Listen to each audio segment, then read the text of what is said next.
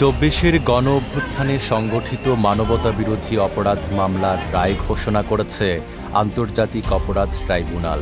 ক্ষমতাচ্যুত প্রধানমন্ত্রী শেখ হাসিনা ও সাবেক স্বরাষ্ট্রমন্ত্রী আসাদুজ্জামান খান কামালের মৃত্যুদণ্ডে খুশি হলেও ফাঁসি কার্যকর না হওয়া পর্যন্ত শান্তি মিলবে না, এমনটাই জানিয়েছেন চুয়াডাঙ্গার প্রথম শহীদ প্রকৌশলী শাহরিয়ার শুভর মা চম্পা খাতুন।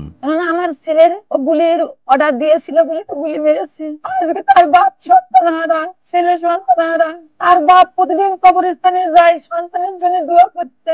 আমরা চাই ওকে দেশে নিয়ে খুশি ফাঁসির অর্ডার দিক, আমরা সেই দিন খুশি হব, তার আত্মা শান্তি পাবে।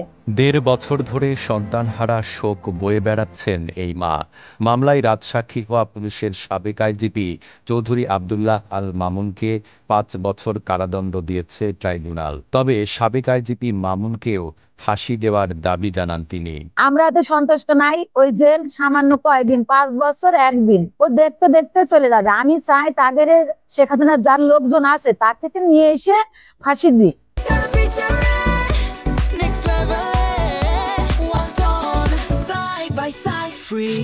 ছেলের ছবি বুকে চেপে ধরে কাঁদতে কাঁদতে চম্পা খাতুন আরও বলেন, আমরা এখনো সন্তানহারা শোকে দিন কাটাচ্ছি।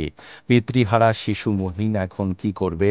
যে সরকারি আসুক তার ভবিষ্যতের দায়িত্ব যেন নেয়। তার বাপ হারিয়েছে, তার মা তো বিয়ে করতে পারে, কেননা ও তার অল্প বয়স। আমি চাই সরকার তাকে দেখুক, আর যা কিছু করে দিচ্ছে তাকে সন্তানের নামেই যেন দেয়।